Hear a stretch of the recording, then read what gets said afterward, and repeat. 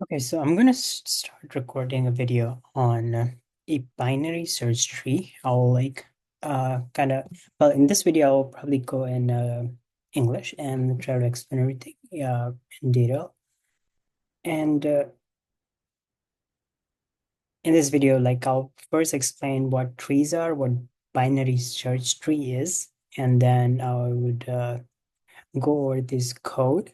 I'm debating if I should just go over or explain how a binary search tree is designed, which is a really long code, or I should just write the code from scratch, try and explain how things would be. But we'll see. I don't know. We'll see. So let's talk about the first basic term, tree. When it comes to data structures and algorithms, part of thing, or like computer science part of thing.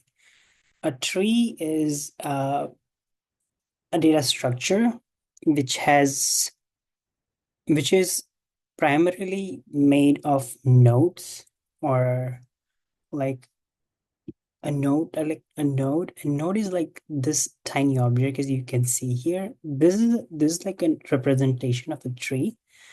A node and its relationship with other nodes would eventually form a tree. Let me just show you tree ESA and show what trees usually look like. And if you look at one basic example like this, the very top node is usually called a root node, and there are multiple nodes after that, uh, and which are like children of those root node. So if you look at this specific example, you can see the number one is the root node of this specific tree, and on the left side of this tree there is a subtree. Now this subtree is a child of that node, the root node one, and this is also a subtree, and which is a right child of that one node. And we can go in detail, and there is like four has two sub nodes, which are actually essentially tree. There is just no uh, left subtree or right subtree for this specific node. How is node designed, or like how is a node designed when it comes to like data structure? So you can make a class of an object. Uh, the essential values of a specific node is its data or a value. Like for here it's 1, for here it's 2, and for here it's 3. And for that specific node, it has children. So like the number of children it could have, and it could be like so for here, like in binary search tree, it doesn't usually has like a left subtree or a right subtree. So if you're like writing a basic piece of code, like that could be a tree node. And when you initialize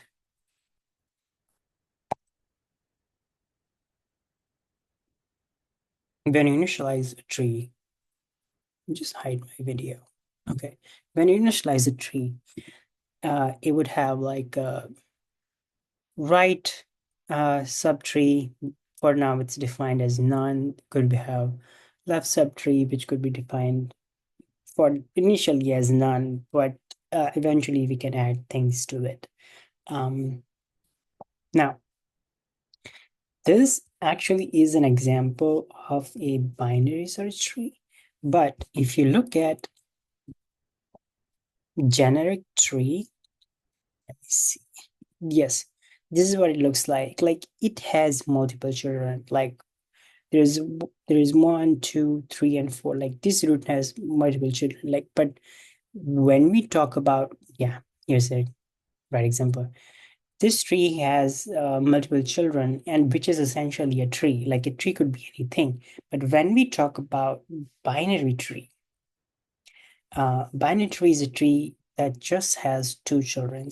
So for this one, like for root one, it has 2 and 3 as children. For 2, it's 4 and 5 children.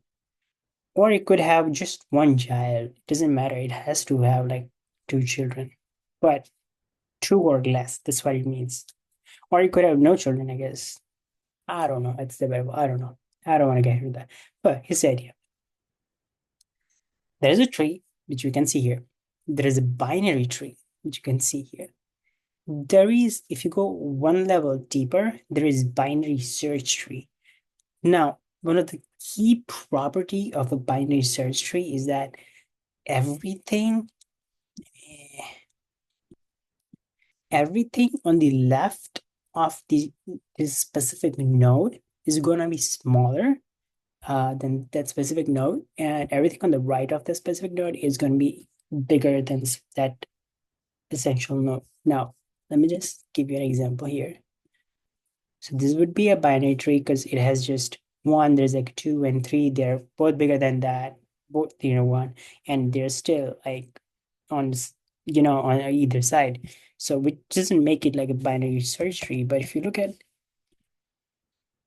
binary search tree, here's an example. Like eight, like everything on the right of eight is bigger than eight, like 10, 14, 13. Everything on the left side of it is just 3, 1, 6, 4, and 7. But if you look at those subtrees like this one and this one, like everything on the right of 10 is bigger than 10, like 14 and 13. They're both bigger than 10. Like 13 is smaller than 14, so it's on the left of it.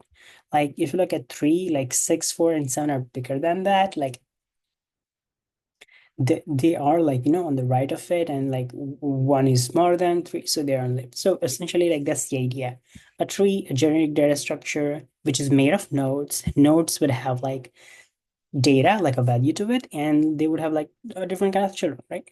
Then we can look at binary tree, which has just two children, but binary search tree has this additional property.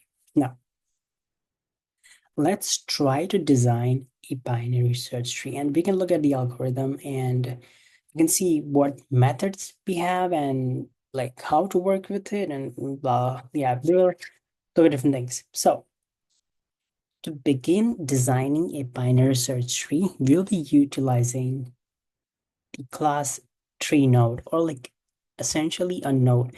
So whenever we are making a tree, we will be utilizing a node. Okay, so because that's the essential component of a tree. So we would first make a tree node, class tree node, and it would inherit these values, data, right node and left node, which we would initialize with none. And it doesn't mean, it just means like they don't have any children. It's just a random node with a value to it. And like if you were to design like like a node, let me see. Let me look at the code somewhere here. Yeah, we are declaring like you can see here like we're writing tree node and there's a value to it. So this, like when you call this function or call this class and pass in the value, it initializes like an object in memory, which has three different values. One would be data that we pass in, and the right would be assigned to nothing, and left would be assigned to nothing as well. Now, a binary search tree, we would have different properties where we would write functions to it. The first one we would write is an add function. So like if we had a tree like this, I'm actually using this example. Like there is a root node 13. You can see here, everything on the left of it is smaller, like 5, 11, 6, 9, 10. They're smaller, and like everything on the right is bigger. It's okay if like this specific node doesn't have like two children. If just has one child, like this is one child, like this is his grandchild. I don't know how to go further. Like if yeah, this is its child, this is its grandchild, like this is grandchild. I don't know, but that's the essential idea.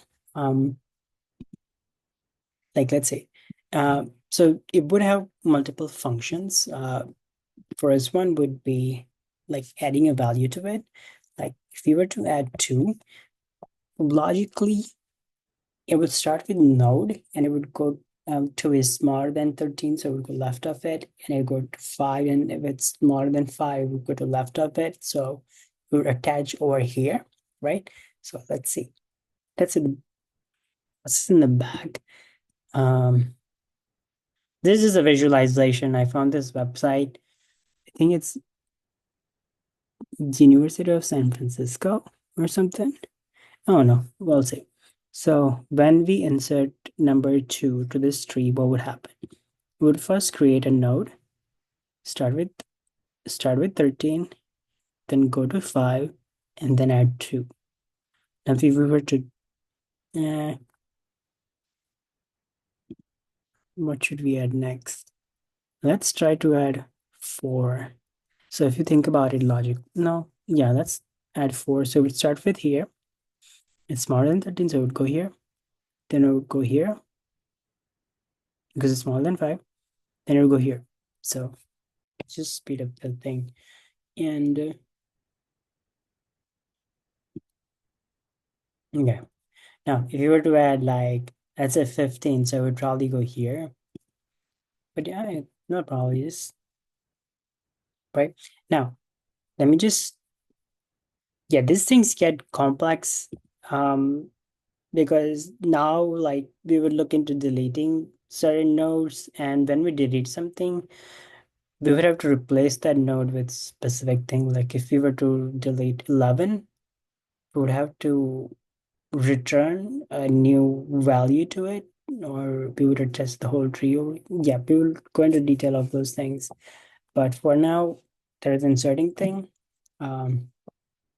As you can see here, we are actually inserting nodes recursively. So what we're doing essentially is when we add something to the root, if the root is not the right position, we go to the left or the right, and we do that recursively until we find like an open position to add. So we would be using recursion a lot. If you don't know much about recursion, I would really highly encourage you to look into the videos of recursion, whatnot. But for now, let's just focus on here. I hope you know what recursion is. I really, in a way, hope that you have seen at least some video on binary search tree, so you have some basic idea. So, well, we'll try. Um, so there are multiple things we would be doing. There is inserting, there is deleting, there is like searching for a specific like element if it's in there. Like there is initial like add function to add like an element. There's like a search function to search for a specific element, and then there like delete function that would delete certain element. Delete is a bit tricky, but we'll get into it. Don't worry about it. You might need to watch this video multiple times, which I had to watch a lot of resources to actually understand how things work in the back. So I have some idea.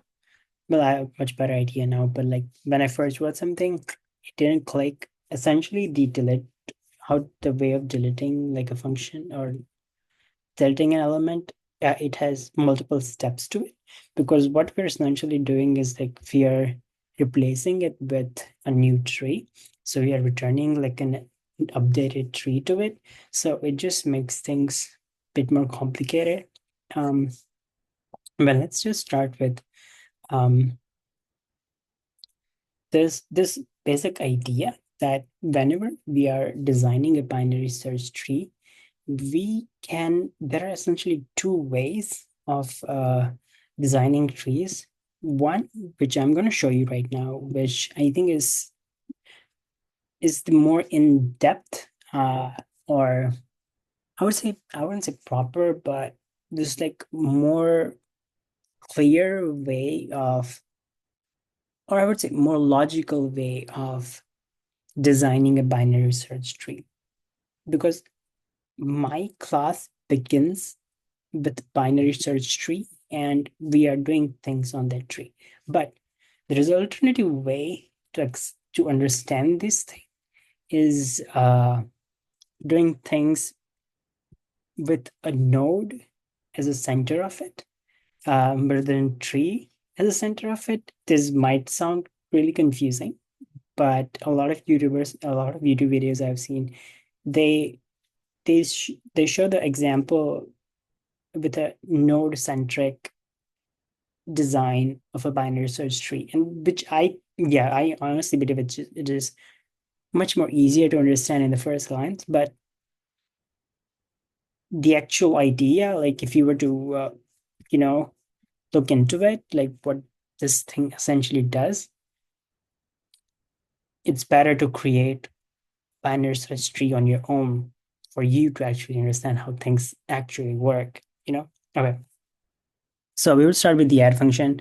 And what we would do is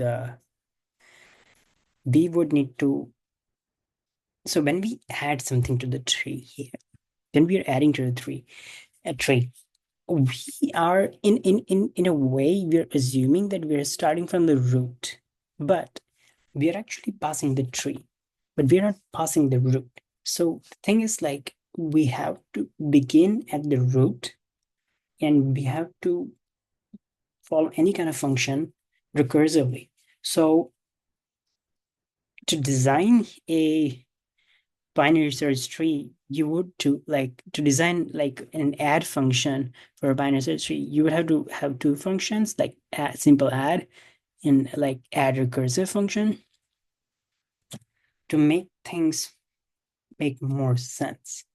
Why? Because when we pass in the value, like let's say if you go to the main function here, I'm essentially doing, I made an array of value arrays and I made like a binary search tree. And then like every step, like I just run a for loop on that array and I'm adding every element of that array to that binary search tree. I named it Github tree, which essentially means fantastic. Anyway, but when I initialize a tree, right, I am essentially first starting with uh an like innate property of a tree is it has a root. So like I am in a way defining what the root would be. So whenever I'm creating like a tree, like whenever I'm creating a new tree, I just like can I do this. Hmm, I didn't I could do this. Whenever I'm designing a tree, which is would the first tree would be like an empty tree. Can I do that? Yeah. Like this would be the first element, but it has to go to the root. And whenever I'm like, oh, let's create tree, it has to have like a root element, but it doesn't have a data or anything. It's just I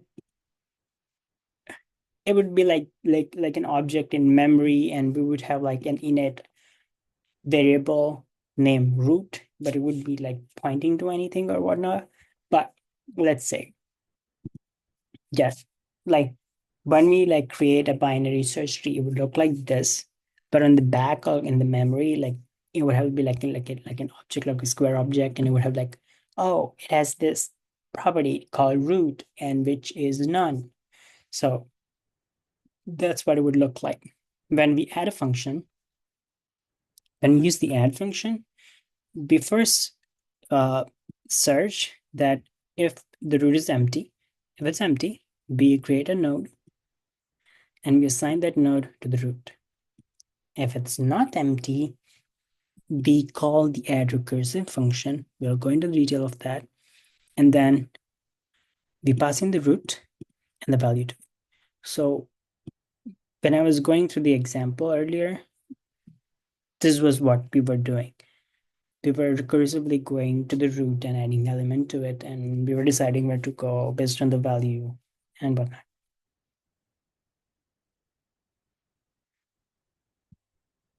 Okay. Then there is add recursive function. Self, which is because we are calling on class by intersection and binary search tree, and you would be working with that self. And there is like a node, you would be passing self.root at first, and there's the value that comes in. When we look at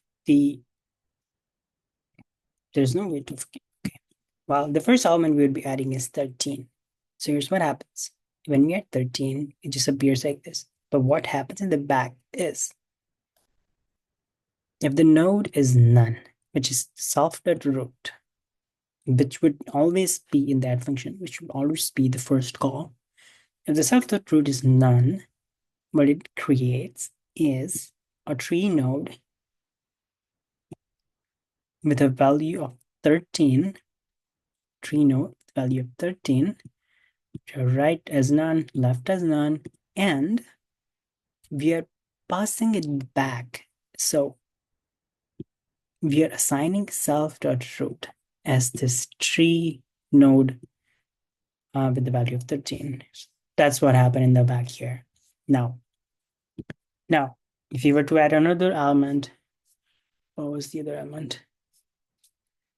It's 5. Well, 5. So it would start with root. If is the root empty? No. So we go further. If it start with root, if is the root empty again? No. Okay. Is the value less than data? So the node is self.root, and the data of that element or node self.root's data is 13, and the value we're trying to pass is 5. Right? When we do that, kaboom! Oh wait, it appeared over there. So a new node was created and it was assigned over there. Right? What happened in the back? It checks is 5 less than node data. Is it true? Yes. So here the node is still self.root, right? Right? Because that's very fast. Self.root.left becomes this. We're calling that function again recursively one more time. It goes in here. So self.root.left goes in. Is it going to be empty? It's going to be empty because it is empty. And we're creating a new node with value 5 and we are assigning 5 to it. It's going to be very complicated. I get it. This is what happens in the back. If it was larger than that, it goes on the right, calls it recursively, assign that right value, and that's how it adds element to it. Now, gotta understand that whatever I do recursively to that node initially, I'm performing functions on self.root, right? I need to return updated self.root node, self.root node to the original self.root. Or whenever I'm doing something here, I need to return that node back to its original node that was put in. So whenever the recursion is going back, it goes back with the updated node and it stays updated. It took me so long to understand this. I mean, I learned it in school, but like doing it again on my own and like trying to understand everything on my own. Again, after a couple of years, it just took me forever. But I feel like recursion, you have to visualize things on your own and you have to try to understand things on your own. It's gonna take a while, but for a couple of days, you'll understand things correctly. I'll try to list some resources, but there are plenty of resources on YouTube. I'm essentially making this video for myself so I can understand it better. Okay. And if it helps you understand the code, I would be eternally grateful. But for now, that's what happens in the back. Now, we're looking for another function called search, which looks for a specific value in the binary search tree. Let me just put in all the values here. 17 goes on the right. Just speed this up. Okay. It's 11, then 6, then 9, then 10, and then 10, and it was like 21, 20, 19, 21, 20, 19. Okay. This is, I mean, I know this is like a bad example where binary search tree, but that's what I came up with. So here we're stuck here. Anyway, well, there's another function named search, which searches for the element in the tree and returns true or false if the element is there, right? Like the same way we did the add function, we can start from the root and we can see if that element is here. We can, if it's smaller than, we can look for this subtree. Recursively, we can look for this subtree. If let's say if I was looking for 4, right? 4 is gonna be smaller than this, but its left subnode or left subtree is none, it's empty, which means 4 is not there. So we would be returning false. So let's look at the code one more time. So what we'd be doing is we'd be passing on the value in the tree. We will also write a recursive search function which starts from root, and we would pass in the value and it returns true or false, right? Now, root comes in, the value comes in here, right? I look for the node. If the node is none, it's obviously not true. It doesn't exist. So that would be the base case for this program. And the binary search tree, if the root or if the node is none, which means the value doesn't exist anymore, so we would return false. But in other cases, we would go deeper. So also if the node's data is value, which it exists, which is true, we return true. If it's less than, well, if the root's value or if the specific node's value is less than the data must exist on the right side. So we would return recursively, we would pass in self.root.right. That's what would happen in the first, and we would pass in the value, and it would recursively go over. And if it's false, like at the end, if it's false, it would return false. If it's not, it would return true, or but now it would go, yeah. That's how the search function works. Rather than going into in-order traversal, pre-order traversal, post-order traversal, or straight up going to delete function, these things are much easier. These are called depth first search, or I'm using the traversal techniques. We'll go into that later. For now, just ignore it. It's just something that exists, and we will learn over that in detail later. But for now, let's look at function, the fancy thing of deleting a function, right? How do we delete something? So deleting an element, the logical programming step is to first find that element, right? So the way we found out in the last search function, we would do the exact same thing, is looking for that element if it exists. So we look for that element right here. Now, there are multiple cases to it, right? So before that, let me just tell you one clear thing. When we are deleting from a binary search tree, we are not just deleting an element, we are returning a newly updated tree. My bad. We are updating, excuse me, I don't know what I ate, but we are not just deleting that element, we are returning an updated subtree without that element. There is a tiny bit difference to it because, okay, let's look at one example here. In this subtree, there is one very simple example of deleting 19. We will look for 19, and we would return none to 20s left. So we would make 20s left point to none. So in the surface, which essentially in a way means we have deleted that node.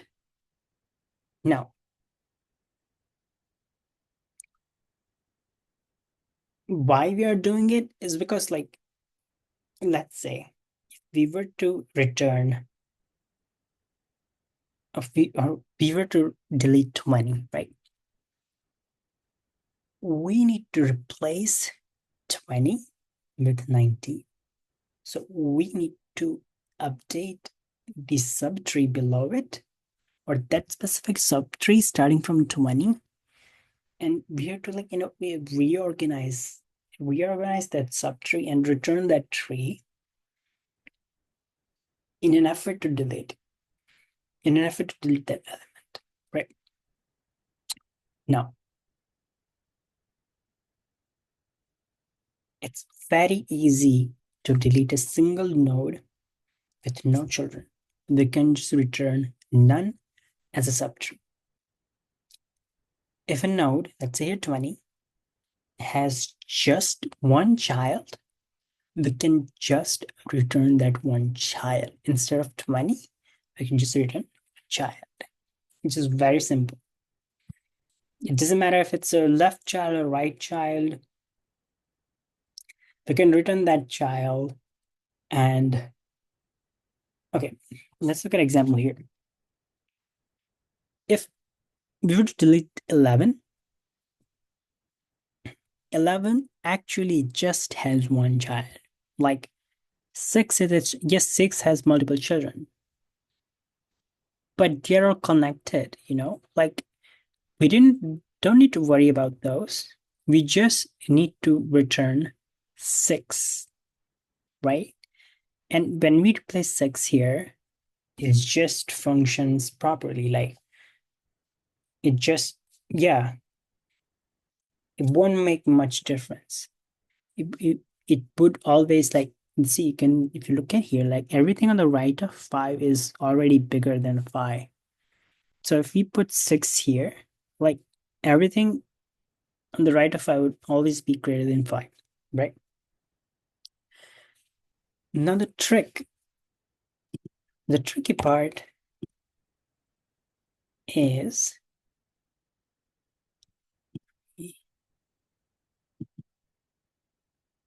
deleting an element which has multiple nodes.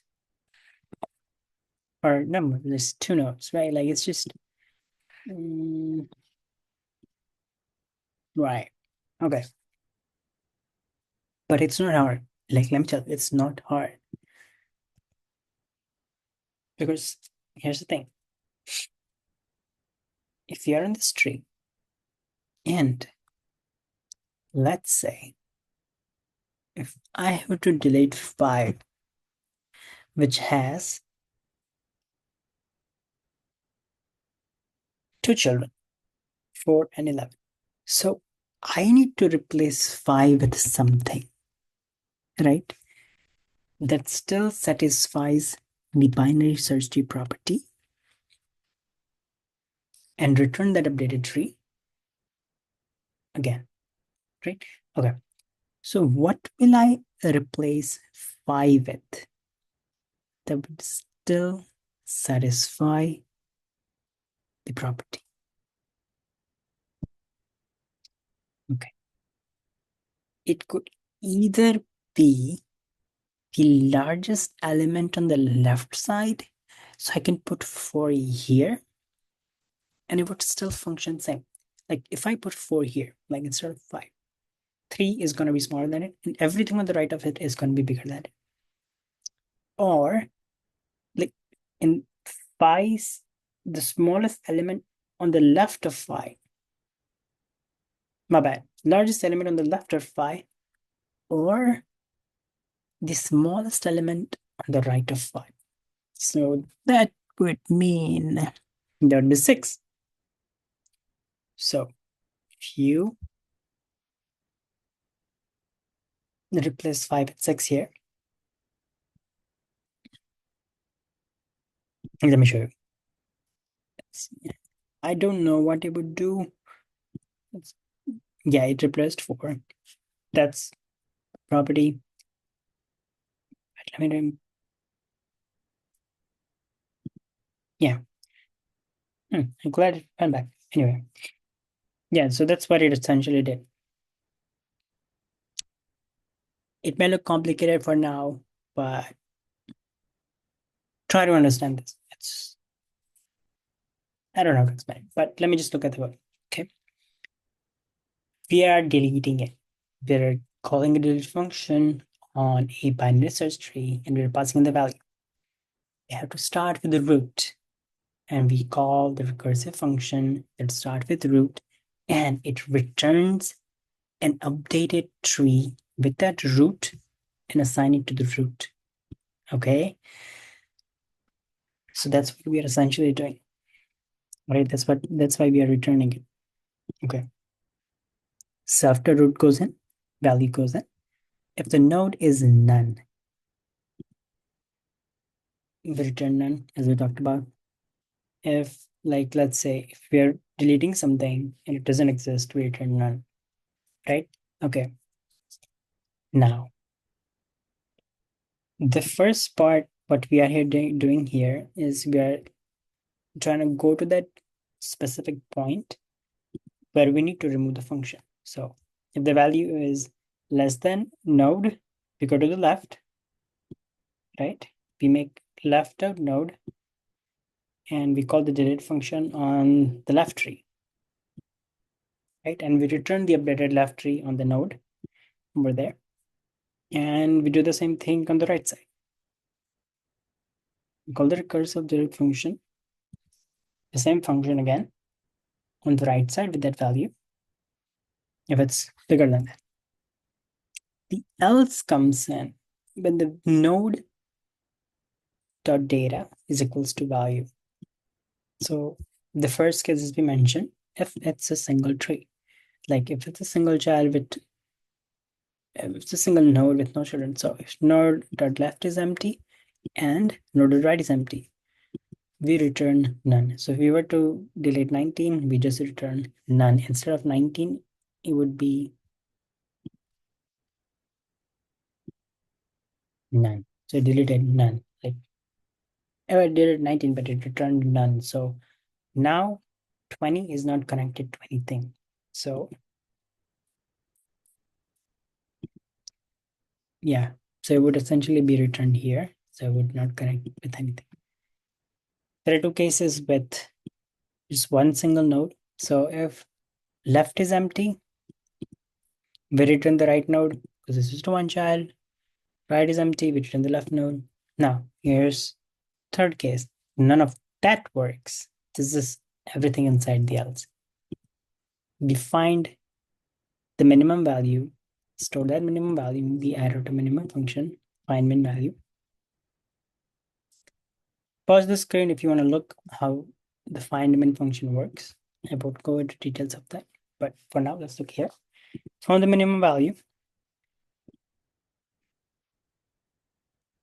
I changed the node's data with that minimum value, and I went right of it, nodes right of it, and I called the delete recursive with nodes right and minimum value that I need to remove it.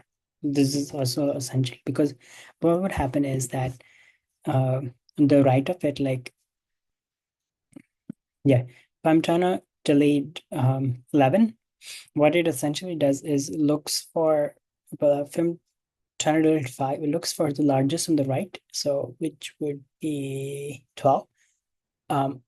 It replaces 12 here, but 12 is going to exist here. So what I need to do is call the same recursive delete function on the right subtree with the 12. So it would do the same thing in this subtree and find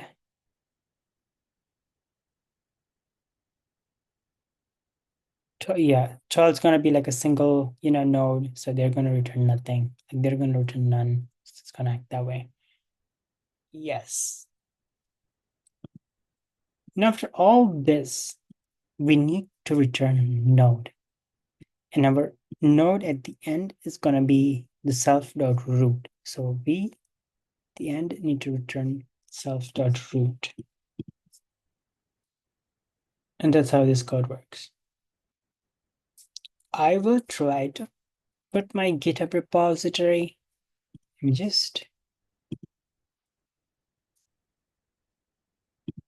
push everything.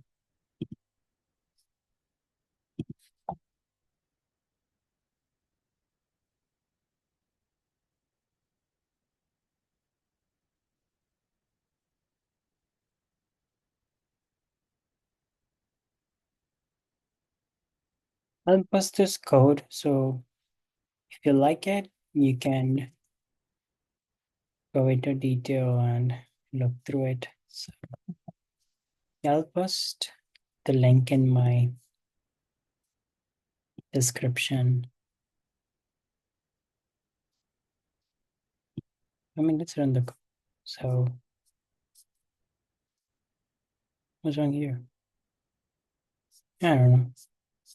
Okay, so here's my main function. I have created an array with all the values. And in this tree, I'm passing in all the values, right? So I'm calling the add function and I'm running a loop over all the values in the array. And in this tree, I'm calling the add function and I'm adding all the elements to it. The traversal technique, I won't go into the detail, but they are essentially, what they're essentially doing is they're going over the entire binary search tree and they're making a new array and adding those values in the array to show you what the tree looks like. So essentially, it would be printing and an array to show you what the tree looks like. So this is just to show what the tree looks like. Okay, if you don't understand, it's okay, but that's what it essentially does to show you what the element in the tree looks like. Okay, now there is a search element. Look, it returns true or false. If 13 is in the tree, 13 is in the tree. 15 is not in the tree, it's false. And 11 is there, yes, it will be true. Now it deletes 9 and 11, and then I would call the print the tree again, and we'll see if it exists or not. Let me just clear this. Okay. So this is what our tree looks like initially. And it's an in-order traversal. So the printed binary search tree prints everything in order. So, which is fine. It looks like that. Like it's like 5 is there, 6 is there, 9 is there, you know, and the largest is 21, I think. Yeah, it's there. And prints 13 is 13 there. True, it is there.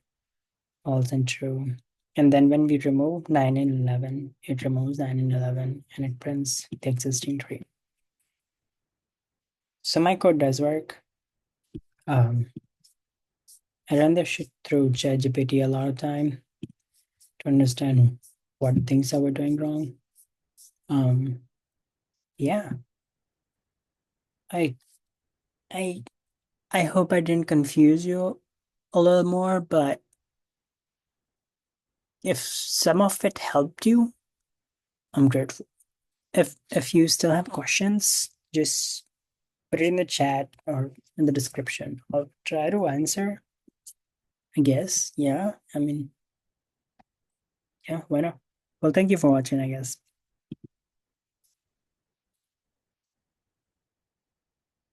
How do I stop this? Stop recording.